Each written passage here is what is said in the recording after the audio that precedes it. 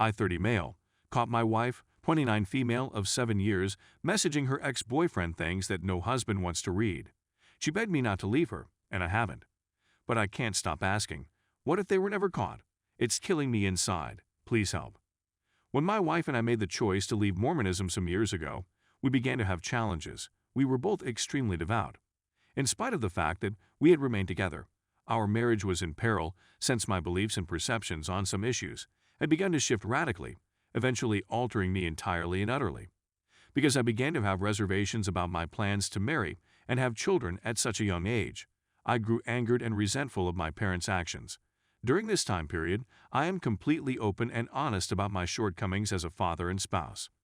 When our relationship came to an end as a result of this, something extraordinary occurred while she was away living with her Uber-Mormon parents.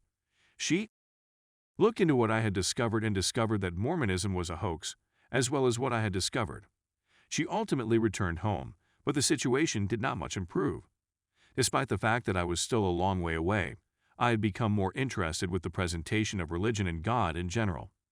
This continued for more than a year.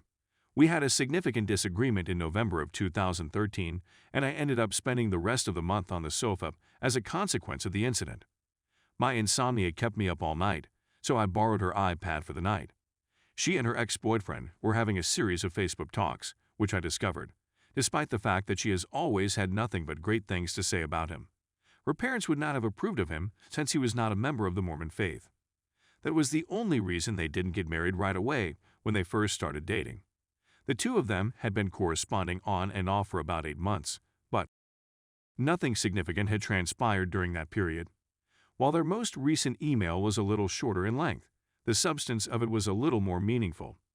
In her letter, she expressed her sadness at not being able to marry him due to their religious differences, as well as her belief in how lovely their future together would have been had they been allowed to do so. She also said that she had fleeting ideas of the two of them reuniting at some point. At the conclusion of the conversation, she admitted that she still had emotions for him.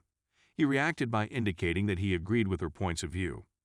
Reading this and realizing where it was coming from served as a much-needed wake-up call for me, and I'm grateful for that.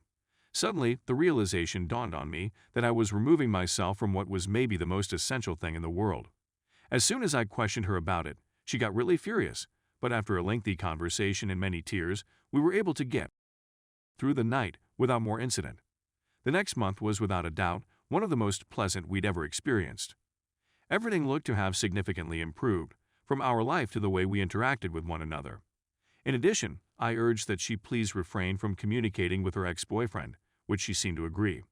I woke up to the sound of my phone beeping approximately a month after we had rekindled our connection with each other. It was a note from my ex-wife, which I received. Boyfriends, the woman stated that when she returned home, she saw her husband staring at his phone, looking guilty. She eventually extracted all she could from him and delivered it to me. After putting everything together, their chats that day and night went something like this: he calls her over Facebook in the middle of the day to inform her that he has to communicate something important to her about her. The woman responds and tells him that she, too, would want to communicate, but that she is unable to do so at this moment. We were at a bowling alley with our kids. Because of this, they agreed to converse throughout the night. Around 10 p.m., she informs me that she is unable to sleep and that she wants to watch a show that she knows I despise, Revenge. I'm going to bed now. The two of them begin writing shortly after, but she tells him that emailing is more secure since I've accessed her Facebook page in the past. As an introduction, he states his feelings for her and expresses his disappointment at discovering she had abandoned her faith, which had been the one thing that had kept them apart in the past. She tells him that she would always love him and expresses regret that things did not turn out differently. She tells him that the last few years have been difficult for her, but that she has been putting in the effort lately, and that she is prepared to give it one more go this time. There is some back and forth concerning his bad marriage at this time. He then becomes a little and inquires as to whether she would be interested in meeting up if he ever came to Salt Lake City. He goes on to say that now that she had a drink, he would like to buy her another one. She claims she is unable to do so, since I'm already skeptical. Moreover, she expresses concern that the two of them drinking together could get a little out of hand. He tries to get further information from her by inquiring as to what kind of she is, which she denies.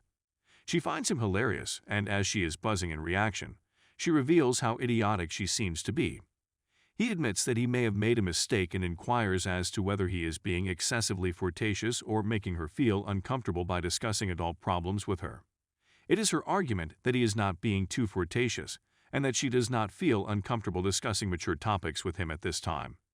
Then she goes on to say, "Have you truly forgotten about me?" before going to bed. However, she tells him that she has to speak with him one more time before she leaves for the night. She also mentions that she would be setting up a separate email account for her own personal use.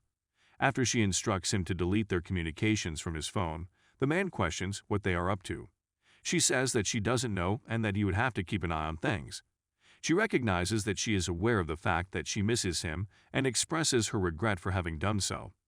In the next conversation, he inquires as to whether or not she misses his playing with her boobs, which annoys her more than anything else, since he has been thinking about it a lot. "Aha, yeah, that's exactly what I expected," she continues. "Yes. Now, remove everything from your computer and go to your bed." The stupid does not have the power to erase his or her mistakes. When his wife arrives home, she is the one who takes the edge off of him and makes him cry. Messages my wife, accusing her of being a home-destroying and informing her that she has sent me text messages that have been received by me. The door opens, and my wife bursts through it, apologizing profusely for being so foolish and apologetic.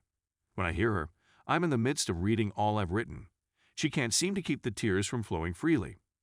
My own freakout has led me to believe that she is just distraught because she has been apprehended, and that is all she wants to speak about, and so on.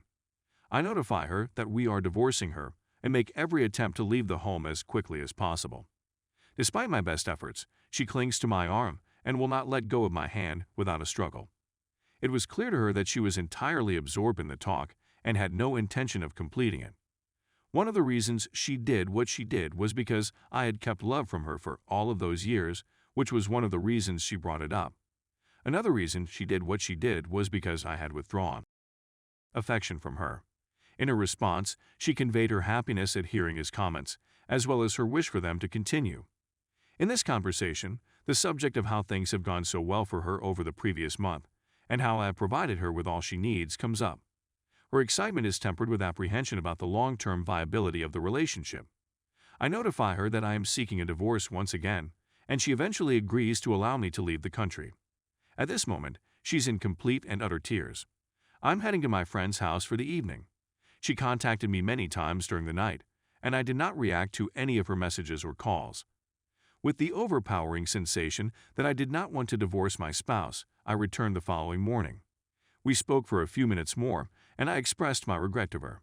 Since then, there have been many ups and downs in the market. My impression is that he has now grasped what she is trying to convey after hearing her tell him multiple times that she doesn't want any part of him.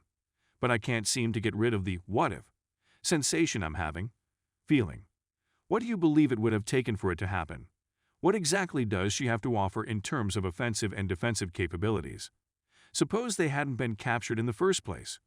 What would have happened to them?